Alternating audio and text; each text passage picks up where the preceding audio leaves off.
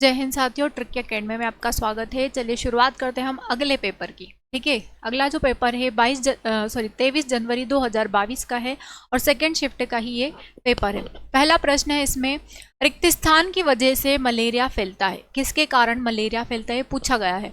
मच्छरों से, मेंढक से, कुत्ते से या हाथी से। तो जो मलेरिया होता है ये मच्छरों से फैलता है। ठीक है, किससे फैलता है? मच्छरों के द्वारा। ऑप्शन ए इसका सही आंसर होगा। अगला जो प्रश्न है देखते हैं हम अगला प्रश्न। अगला प्रश्न है आपका, निम्नलिखित में से कौन सा कारक ध्वनि की प्रबलता को निर्धारित करता है? ध्वनि में जो आवाज आती है उसकी जो तीव्रता होती है वो किस पर आधारित होती है? तो वो आधारित होती है उसके आयाम पर। ऑप्शन बी इसका सही आंसर होगा। नेक्स्ट क्वेश्चन है, प्रत्येक अणु के गुण और अणुओं के एक समूह के व्यवहार को दर्शाने के लिए वे कैसे परस्पर क्रिया करते हैं और क्या कहलाते हैं? प्रत्येक अणु के गुण और अणुओं के एक समूह के व्यवहार को दर्शाने के लिए वे कैसे परस्पर क्रिया करते हैं और उसे क्या कहते हैं? रासायनिक ऊष्मप्रवैगिकी, संतुलन ऊष्मप्रवैगिकी, सांख्यिकी ऊष्मप्रवैगिकी या फिर शास्त्रीय ऊष्मप्रवैगिकी। यहाँ पर अणु की बात की जा रही है, उनकी गिनती करना होती है यहाँ पर। तो सही आंसर क्या आएगा? Statistical thermodynamics. ऑप्शन सी इसका सही आंसर होगा। अगला प्रश्न है, भारत में वन संरक्षण अधिनियम किस वर्ष पारित किया गया? वन संरक्षण अधिनियम किस वर्ष पारित किया गया था? 1980 में, 81 में, 82 में या फिर 83 में? तो देखिए 1980 में ही वन संरक्षण अधिनियम पारित किया गया था। ऑप्शन ए इसका सही आंसर है। नेक्स्ट है, एक काई पौधे का शरीर होता है, कैसा होता है? काई यानी कि जो शैवाल होते हैं, कंजी होती है जिसको कंजी कहा जाता है, उनका शरीर कैसा होता है? बीजाणुद्भिद, युग्मकोद्भिद, संवहनी या फिर गैर संवहनी? तो कैसा होता है? युग्म के द्वारा जुड़ा हुआ होता है। बहुत सारे शैवाल थोड़े थोड़े करके जुड़ जाते हैं आपस में, तो क्या कहलाते हैं वो? युग्मकोद्भिद। ऑप्शन बी इसका सही आंसर है। अगला प्रश्न, एक फोटो दे रखा है, बताया गया है इसमें कि कौन सा है, पहचानना है आपको। ये किस संघ का जीव है? निडीरिया है क्या ये? निडीरिया में जो शरीर होता है गोल गोल जैसा होता है, उसमें खंड पाया जाता है। क्या खंड दिखाई दे रहे हैं आपको? नहीं है। नेमाटोडा में भी नहीं है। केटेनोफोरा भी नहीं है। बचता क्या है? प्लेटीहेल्मिन्थेस। इसका शरीर एकदम प्लेट सा है, चपटा है ना, ऐसे ऐसे चल रहा है वो। तो वो क्या आएगा? प्लेटीहेल्मिन्थेस। ऑप्शन डी इसका सही आंसर होगा। अगला प्रश्न है, निम्नलिखित में से कौन बहुरूपता प्रदर्शित नहीं करता है?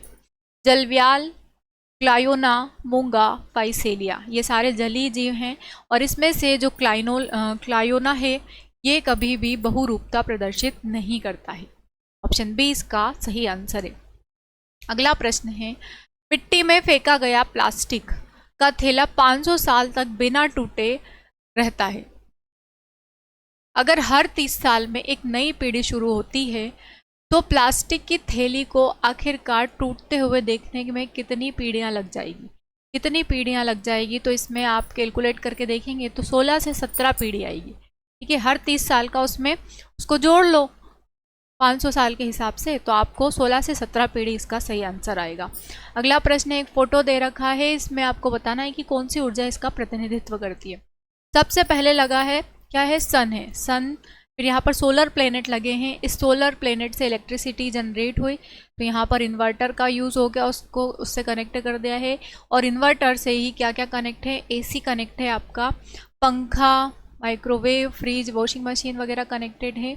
ये एसी ब्रेकर पैनल है और इसी से कनेक्टेड है नेट ट्रांसमीटर, मतलब कि जो भी आजकल हम यूज़ करते हैं वाईफाई वगैरह जियो का, वो है नेट मीटर। और ये इसका इलेक्ट्रिक टावर है। तो यहाँ पर जो मेन क्या है? सन है। ये किस प्रकार की ऊर्जा है? Solar energy. ऑप्शन डी इसका सही आंसर है। यहाँ से शुरू हुआ है, यहाँ से होता होता इधर से होता हुआ इधर आया वो। ठीक है, तो ऑप्शन डी इसका सही आंसर है। निम्नलिखित में से कौन सी सब्जियां फल भूमिगत उगाए जाते हैं? कौन सी सब्जी है या फल है जो भूमिगत उगाए जाते हैं, भूमि के अंदर उगाए जाते हैं? टमाटर, मटर 2 बार आ गया है, मटर यानी कि बीज जो होते हैं, सेम जिसको कहा जाता है, या फिर गाजर को जमीन के अंदर भूमिगत तरीके से बोया जाता है। तो ऑप्शन ए इसका सही आंसर होगा। अगला प्रश्न है, रिक्त स्थान को अल्कोहल में बदलने के लिए की प्रक्रिया को किण्वन के रूप में जाना जाता है। किस क्रिया को कहा जाता है, उसमें किसका प्रयोग किया जाता है? वसा का, प्रोटीन का, विटामिन का या फिर चीनी का? तो क्या होता है वो? चीनी, शुगर को सड़ाया जाता है, ठीक है, और उसी को किण्वन की क्रिया से बदला जाता है अल्कोहल के फॉर्म में। ऑप्शन डी इसका सही आंसर है। अगला प्रश्न है, निम्नलिखित में से कौन सी शाक की विशेषता नहीं है? क्या नहीं है? उनके पास हरे रंग के तने होते हैं, सही है। शाक सब्जी मतलब तनों के आधार के समीप शाखाएं होती है, वे आमतौर पर छोटे होते हैं और उनके पास मल तने होते हैं। इसका सही जो आंसर है, विशेषता कौन सी नहीं होती है, कि तनों के आधार के समीप शाखाएं होती है। ऑप्शन बी इसका सही आंसर है, ये इसकी कोई विशेषता नहीं है। अगला प्रश्न है, निम्नलिखित में से कौन एक गैर जैव निम्नीकरणीय अपशिष्ट है? गैर जैव निम्नीकरणीय, जिसमें जैविक तरीके से उसका अपघटन नहीं होता है। सब्जी अपशिष्ट का अपघटन हो जाता है, पेपर का भी हो जाता है, प्लास्टिक की बोतल या सूती कपड़े। तो सही आंसर क्या आएगा? प्लास्टिक का कभी भी अपघटन नहीं होता है, तो ऑप्शन सी इसका सही आंसर होगा। काफ़ी समय लग जाता है, सालों साल लग जाते हैं। डॉट्स एक वह उपचार है जो रिक्त स्थान के लिए पहली बार पेश किया गया था। किस बीमारी के लिए डॉट्स पेश किया गया था? हेजा, टाइफाइड, इन्फ्लुएंजा या फिर तपेदिक यानी कि टीबी जिसको कहा जाता है, क्षय रोग भी कहा जाता है। तो सही आंसर भी क्या आएगा? ट्यूबरकुलोसिस, टीबी, ठीक है, टीबी कहा जाता है इसको, और क्षय रोग भी कहा जाता है इसी को। सही आंसर यही आएगा। अगला प्रश्न है, निम्नलिखित में से कौन सा तत्व पृथ्वी की पपड़ी में सबसे प्रचुर मात्रा, मतलब कि अर्थ क्रस्ट पे सबसे अधिक पाया जाने वाला तत्व कौन सा है? ऑक्सीजन, सिलिकॉन, नाइट्रोजन या कार्बन?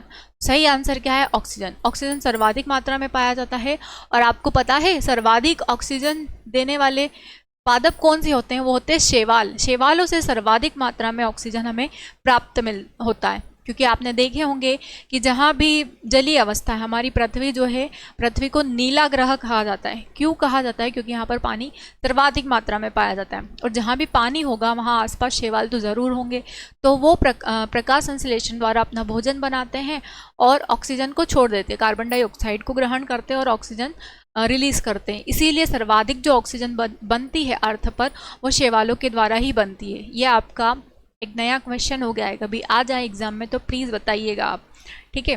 तो ये 23 जनवरी 2022 के सेकंड शिफ्ट के क्वेश्चन कंप्लीट हो गए हैं। अगर आपको हमारा डिस्क्रिप्शन अच्छा लगा है पेपर का, तो प्लीज़ हमारे वीडियो को ज़्यादा से ज़्यादा लाइक करें, शेयर करें एंड सब्सक्राइब करें, और बने रहें ट्रिकी अकेडमी के साथ में।